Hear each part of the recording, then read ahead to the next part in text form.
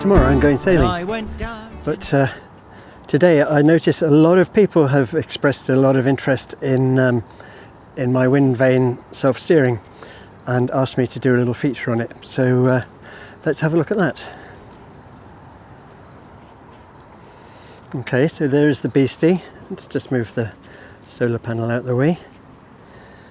This is a version of the Mark III, which was designed by Alan Mulholland from Canada, and he has the plans available for this on the internet, and they're what I used as the basis for this version, which I've been using for several years now, and it works fine. And what did it cost me? I don't know.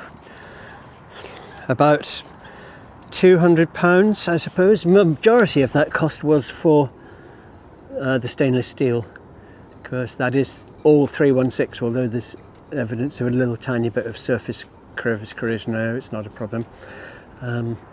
So yeah, well worth using the best materials if you're going to make one of these. So let's have a look at how it goes. Okay, so from the cockpit side, this is more or less what you see. The way this works is that there's a blade that fits into these slots here. I have 3 different blades of different sizes depending on how strong the wind is blowing.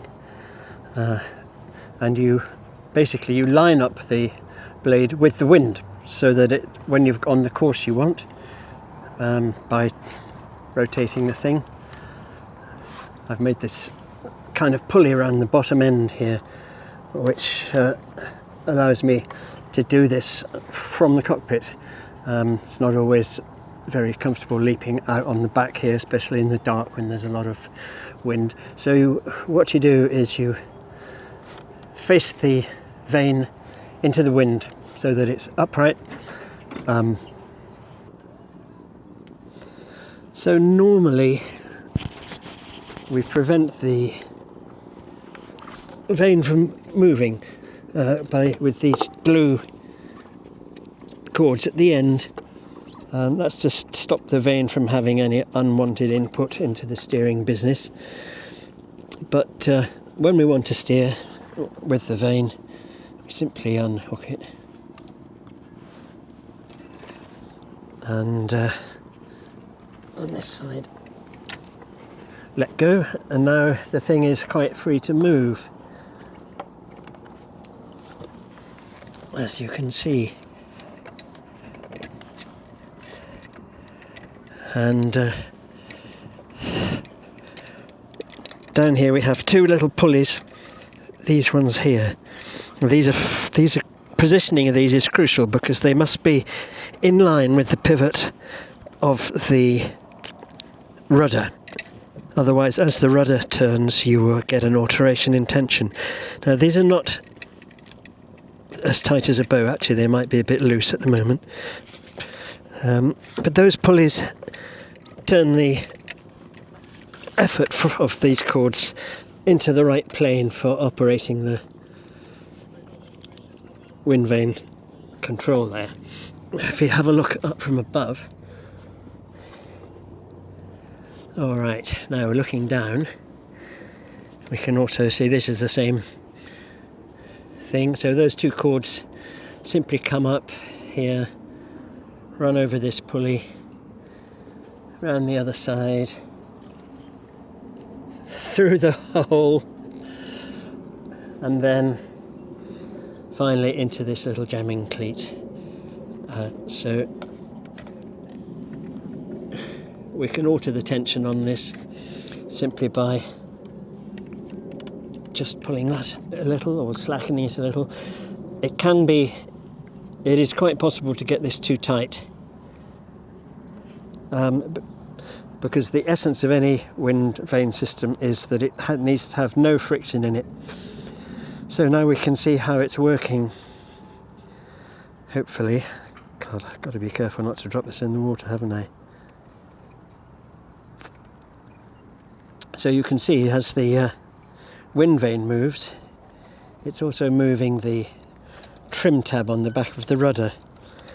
Now, I don't know if you know about trim tabs, but they're used on a lot of large aeroplanes to move the control surfaces, because a very small input on the trim tab makes a tremendous difference to the rudder.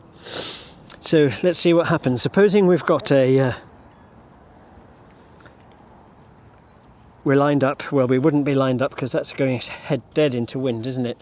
So supposing we're on a 45 degree beating into the wind, and if the boat starts moving to starboard, then the wind will come around this side and start moving this over to the port side. So let's have a look at what happens to the trim tab when this moves to port. So that goes to port. The trim tab then steers to starboard. Now the effect of that is that because the trim tab is mounted on the back of the rudder, it then pushes the rudder over to starboard, which brings obviously the boat back, steers it to port, and it comes back and everything straightens up again. So basically that's the way the thing works. It's quite easy to set up. This pulley here is just free, everything's free, that's just free. The force is provided entirely from here by these two cords which pass over the pulleys, round the other little pulleys and out to there. It's really very, very, very simple.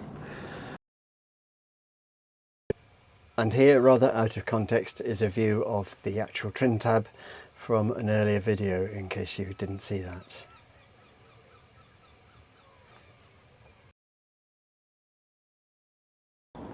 I found the trim tab system has benefits and drawbacks. The benefits, of course, are it's amazingly simple. It's really pretty straightforward to make one yourself. You don't have any clutter in the cockpit at all. Everything's out of the way back here. The downsides of this are that if you're going downwind in quite a big sea, you know, as you come off the top of a wave, sometimes the boat will start to not exactly broach, but the back will start to move away quickly down the side of the wave and alter your heading quite rapidly. With a servo pendulum, the very action of that movement moves the paddle of the servo pendulum in the right direction to instantly correct that slide, if you like, down the back of a wave. On this, it doesn't work like that at all. It has, if anything, the opposite effect. So this has to wait until it actually gets an input from the wind. So its reaction to being driven off course as you surf down a wave is slower. Also, I think this probably applies to all wind vanes, is that you have to trim them to work best at each wind speed. I have 3 different sized vanes that go on this one.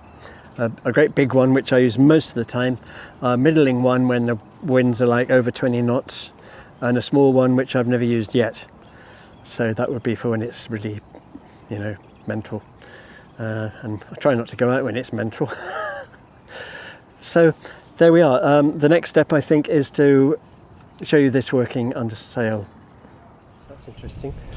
So the one thing what might be fun to do now, of course, is the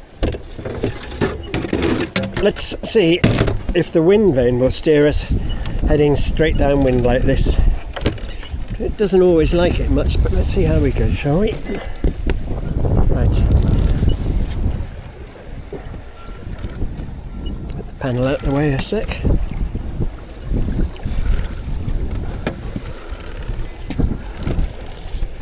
Insert the wind vane like so.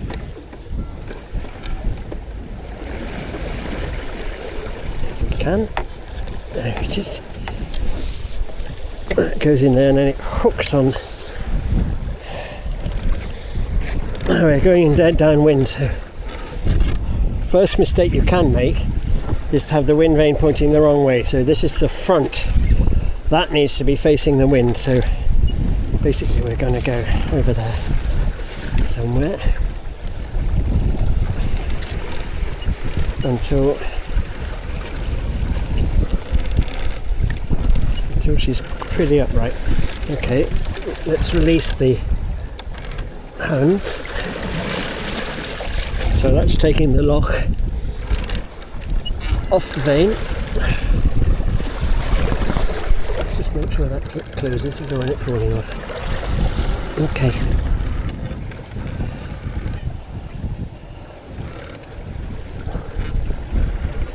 All right. So that might be working now. So let's just drop that off and see what she wants to do.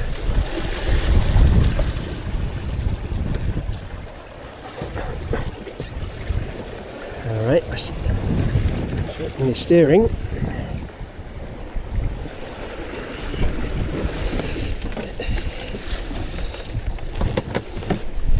So at the moment we're kind of overcorrecting, aren't we?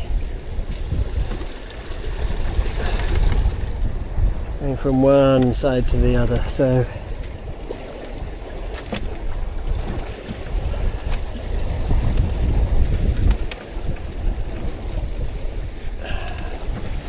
it's not ideal. You don't want to go fishtailing all the way down the Bristol Channel, so I'm going to try and putting on the next smaller vane to see whether that calms things down. That's the tiny one. That's the middling one. See how that goes. I've just put the tiller pilot back on because we don't want to suddenly get an unexpected jibe when I'm looking the other way. Alright. Let's pop this one out. Come on, out you come. A bit tight.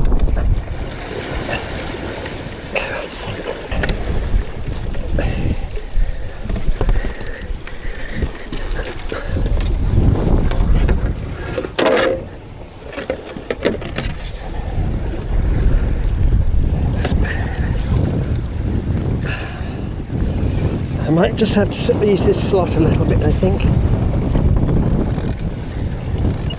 It's all a bit tight, isn't it? Right, that's the middling wind vane on. Get back to a safe place.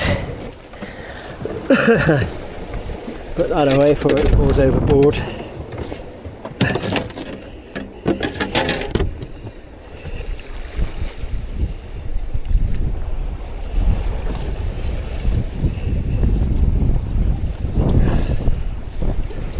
Initially that seems a little bit more controlled, doesn't it? So there we are, I think.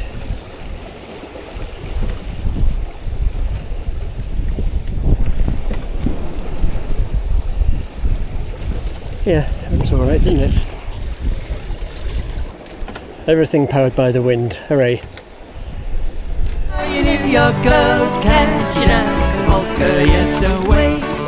Santi, my dear Annie. Oh, you New York girls, can't you dance the polka?